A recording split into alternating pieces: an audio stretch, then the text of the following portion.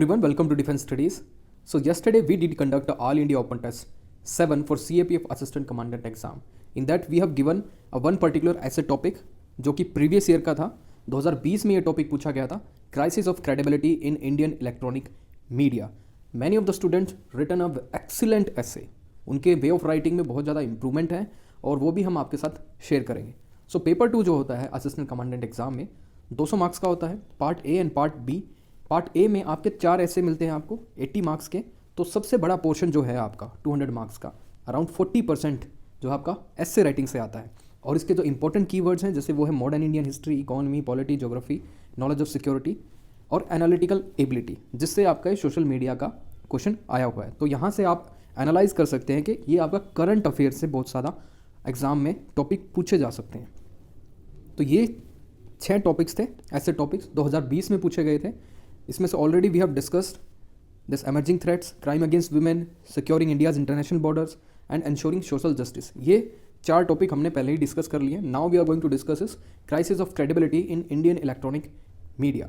अगर हम इसका पैटर्न भी देखें कि 2013 से 2020 तक किस तरह से यूपीएससी सीएपीएफ असिस्टेंट कमांडेंट में ऐसे टॉपिक आते हैं. देखिए 2020 में यह आया था क्राइसिस ऑफ क्रेडिबिलिटी, और उससे पहले 2019 में आया था the impact of social media on social relationship. तो आप यहाँ से भी इसका पैटर्न एनालाइज कर सकते हैं कि इन फ्यूचर किस तरह के आपको टॉपिक मिल सकते हैं. So these are important headlines. National newspaper से मैंने ली है द हिंदू या फिर Indian Express and Times of India. तो इससे आपको ये लगे what I am sharing with you is credible. तो क्रेडिबल इन्फॉर्मेशन आपके साथ शेयर की जा रही है and these are the important example जो हमारे कंट्री में हुए हैं. आप इनको यूज़ कर सकते हैं, ठीक है, इन योर एसे. और जब भी आप इस तरह के इंपॉर्टेंट एग्जाम्पल वहाँ पे डालेंगे अपने ऐसे में, यू विल गेट अ नज इफेक्ट. तो आपको ज़्यादा मार्क्स भी मिलने के इसमें चांसेस हैं. तो पहली जो न्यूज़ है वो है हरिद्वार हेट स्पीच. अभी लास्ट वीक एक सेमिनार उन्होंने कंडक्ट कराया था. In that hate speech was delivered there. उसके बाद वो सोशल मीडिया पर डाली गई. तो इमीडिएटली वो वीडियो बहुत ज़्यादा वायरल होगी. तो इससे भी हम क्या लगा सकते हैं कि there is a crisis of credibility in Indian electronic media without any filter mechanism. सब कुछ जैसे फेसबुक या फिर एनी न्यूज़ एजेंसी, वहाँ पे ये सब हेट स्पीच डायरेक्टली वहाँ पे सुनाई जाती है. So it's a crisis of credibility. दूसरी जो चीज़ है वो है unnecessary coverage of issues, non essential issues. जैसे सुशांत सिंह राजपूत का केस था, ठीक है, अननेसेसरी मीडिया कवरेज दी जा रही थी. Media trial was going on. CBI ने भी बोला जो भी एविडेंसेज सोशल मीडिया या फिर मीडिया की रिपोर्ट है उन पर बिलीव मत करें because it is non credible. तो यहाँ से भी आप देख सकते हैं कि क्राइसिस कैसे ग्रेव होता जा रहा है डे ऑन डे के social media is not a credible. दूसरा जो है मीडिया ट्रायल इम्पैक्ट प्रोब. जो मीडिया ट्रायल चलती है वो भी इम्पैक्ट किसको करती है? प्रोब को. Because media trial against instigate sentiments across public. तो पब्लिक ओपिनियन चेंज हो जाता है. बॉम्बे हाईकोर्ट की ये वर्डिक्ट थी. उसके बाद है मीडिया ट्रायल. उसके बाद बोला है हाईकोर्ट ने कि it is a high time we need to ensure some self regulation for the electronic media because media is nowadays talking rubbish. बहुत ज़्यादा कुछ भी वो टीआरपी के लिए करती जा रही है. तो next news is everything is communalised. ठीक है, तबलीगी जमात का एक केस हुआ था ड्यूरिंग कोविड-19. What happen is one particular community was targeted. ठीक है, इट वॉज मुस्लिम कम्युनिटी. आपको ये लिखना नहीं है, simply you can quote a incident that is unnecessary या फिर bias reporting of one particular event. उसके बाद तबलीगी जमात केस के बाद there was a Kumbh Mela was also this organised in Haridwar. वहाँ पे भी लाखों की भीड़ इकट्ठा थी. तीसरा है टीआरपी स्कैम. तो टीआरपी स्कैम अर्नब गोस्वामी जिनका ये चैनल है रिपब्लिक इंडिया, तो मुंबई पुलिस ने भी उनको बोला है कि lakh of rupees was given to one particular company BARC CEO to boost TRP. तो इससे भी हम बोल सकते हैं कि there is a grave this crisis in the credibility of Indian electronic media. और एनसीआरबी की रिपोर्ट देखें, there is a rise of 214% in the cases related to fake news and rumours. तो एनसीआरबी की रिपोर्ट नहीं बोलनी है, अगर आपको याद है you can coat this data. Next is the menace of paid news. कि पेड न्यूज़ किस तरह से बहुत ज़्यादा अफेक्ट करती है the free and fair election of India. Election commission of India ने भी इसको कई बार बोला है कि इट हैज़ डिसरप्टेड और it has created some problem for the conduction of free and fair election because some media houses and the political parties इनके बीच में nexus है and they only cover the media houses any prominent media houses cover only one particular political party. इससे क्या होता है? Public opinion change हो जाता है. पब्लिक ओपिनियन चेंज होने के कारण इलेक्शन रिजल्ट में चेंज आता है. तभी तो हम बोलते हैं प्री पोल जो आपका एग्जिट पोल होती है, सुप्रीम कोर्ट ने उस पर बैन लगा दिया है. You can not conduct an exit poll before any election. तो ये भी इस तरह के इवेंट्स क्या आपको हाईलाइट करते हैं कि there is a grave crisis of credibility in Indian electronic media. तो आपको इस तरह के example time and again notes बनाने हैं अपनी नोटबुक में। उसके बाद है Delhi riots chargesheet. Fake messages की यहाँ पे बात हो रही है। फेक मैसेजेस की वजह से दिल्ली में राइट्स हुए, ठीक है। सीबीआई ने आफ्टर इंक्वायरी भी फाइंड आउट किया है कि दिस फेक न्यूज़ और fake messages on the social media या फिर electronic media, this can create a disruption. तो सोशल हार्मनी भी इससे डिस्टॉर्ट होती है। तो ये भी आप यूज़ कर सकते हैं एग्जाम्पल। त्रिपुरा में अभी रिसेंटली वी हैव सीन कि दो न्यूज़ जर्नलिस्ट, उनको अरेस्ट किया गया for publishing fake news to spread communal violence. तो जर्नलिस्ट जो फ्रेटर्निटी है उनके ही लोग they are spreading communal violence, वहाँ की पुलिस ने इनको गिरफ्तार कर लिया है।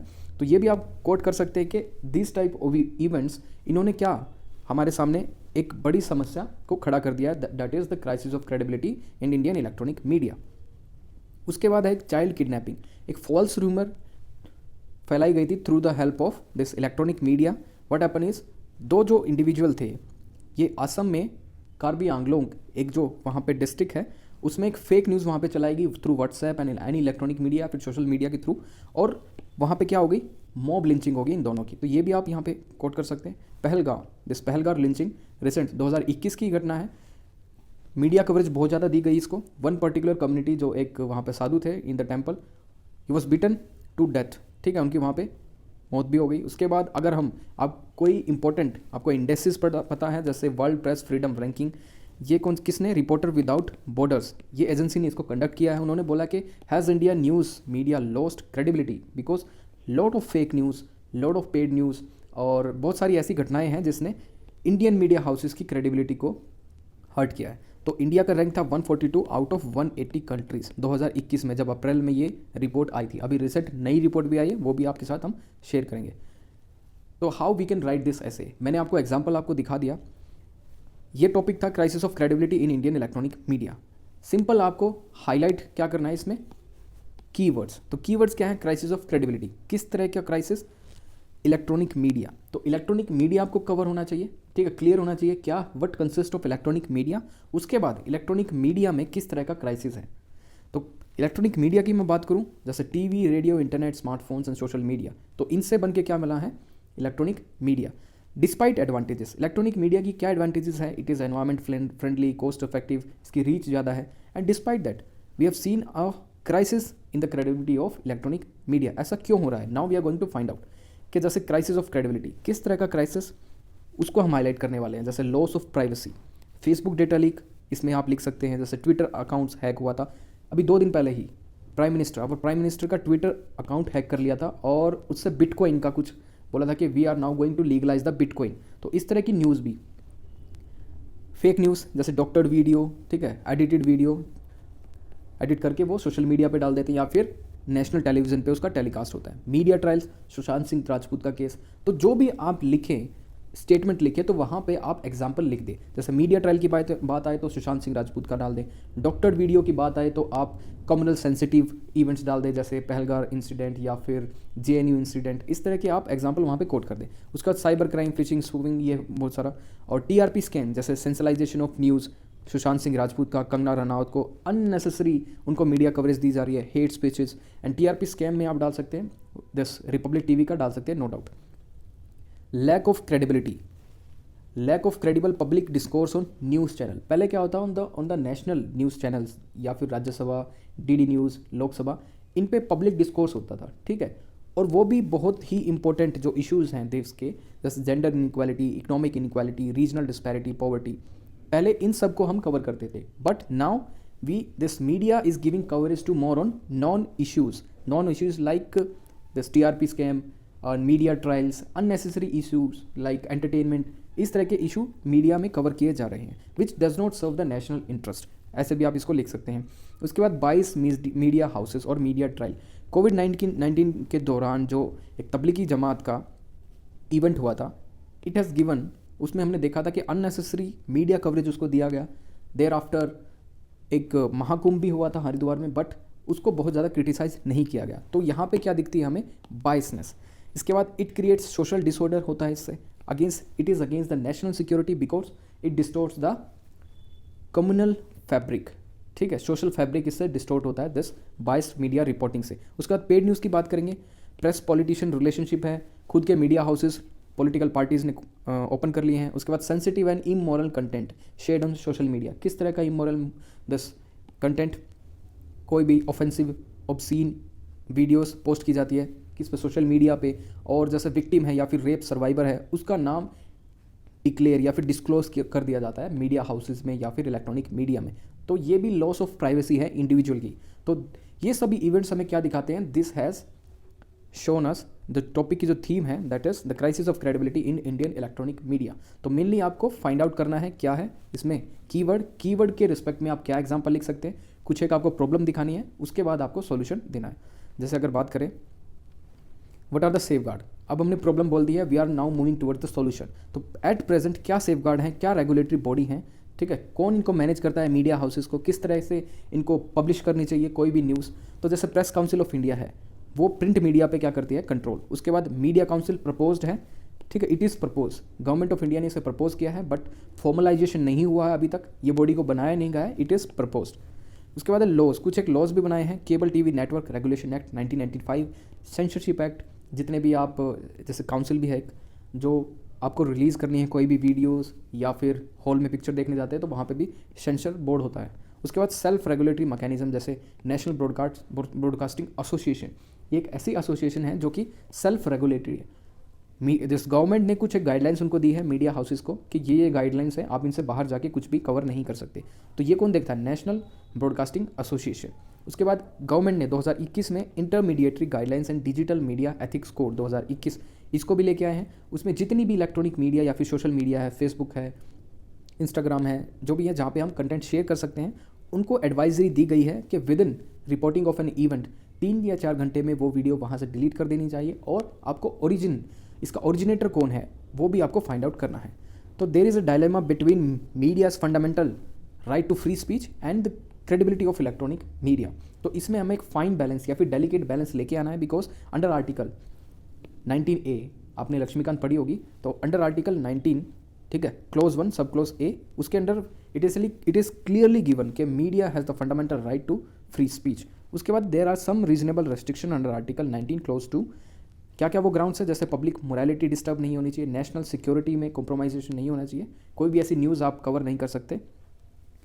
उसके बाद है जैसे अगर मैं नेशनल सिक्योरिटी वाला एग्जांपल दूं तो during 26/11 attack in Mumbai direct वहाँ पे मीडिया कवरेज हो रही थी उस इंसिडेंट की। सो जो भी ताज होटल में टेररिस्ट थे वो डायरेक्टली देख रहे थे व्हाट आर द क्या क्या पोजीशन उन्होंने सिक्योरिटी फोर्सेज ने ली गई है, तो मिशन वॉज कॉम्प्रोमाइज। तो दिस हैज़ अगेन क्या हमें इससे दिखाई दे रहा है, crisis of credibility in Indian electronic media. Way forward पे बात करें तो जैसे प्रोफेशनल एजुकेशन इन मीडिया, जो भी जर्नलिज्म का कोर्स होता है वहाँ पे बहुत ज़्यादा प्रोफेशनल एजुकेशन पे उनको जोर देना चाहिए। मीडिया एथिक्स रूल्स या फिर codification of all media laws, अभी क्या है डिफरेंट एजेंसी जैसे press council of India print media को देखती है, इलेक्ट्रॉनिक मीडिया को कोई और देखता है, तो इसमें बहुत ज़्यादा कोऑर्डिनेशन नहीं है। उसके बाद प्रोएक्टिव स्टेप्स ले सकते हैं, जैसे अभी रिसेंट ये आए हैं जो बिल है intermediary guidelines and digital media ethics rules. तो proactive steps to address hate speech, tracing back of originator, किसने, who is the first one who created this communal sensitive content. उसके बाद responsible media houses should increase more self regulation, जितना ज़्यादा self regulation होगा उतना easy होगा govern करने में। सो ये इतना ही था। अगर आप इसमें और भी ऐड करना चाहते हैं यू कैन कमेंट, आप कमेंट बॉक्स में कमेंट कर सकते हैं कि सर क्या मैं ये पर्टिकुलर इवेंट लिख सकता था या फिर एग्जांपल लिख सकता था, और भी आपको कुछ और इन्फॉर्मेशन चाहिए तो you can go on our Telegram link, मैंने वहाँ पे डायरेक्ट लिंक दे रखा है अपना, you can talk to me, ठीक है, वहाँ पे डिफेंस स्टडी के नाम से वहाँ पे आप हमसे बात भी कर सकते हैं। So we wind up here. और एक और इंपॉर्टेंट आपको इन्फॉर्मेशन मैं दे दूँ कि अगर आपको ऐसे राइटिंग सीखनी है for free you can go on this defence studies YouTube, यहाँ पे आपको एक लिस्ट मिलेगी ऐसे राइटिंग फॉर CAPF पेपर 2।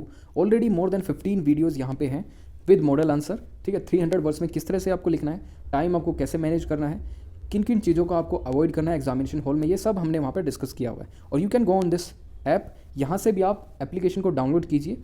हम यहाँ पे all India open this test conduct कराते रहते हैं फॉर CAPF AC 2022। आपको डिटेल इवैल्यूएशन भी मिलता है, प्लस मॉडल आंसर भी मिलता है, प्लस आपको डिस्कशन वीडियो भी मिलती है। अगर आपको इस पर्टिकुलर लेक्चर की PDF चाहिए तो you can go on this Telegram channel defence studies, यहाँ पे आप जा सकते हैं और you can download this PDF from here. बहुत सारा इंपॉर्टेंट मटेरियल भी है वो भी आप यहाँ से डाउनलोड कर सकते हैं। So thank you.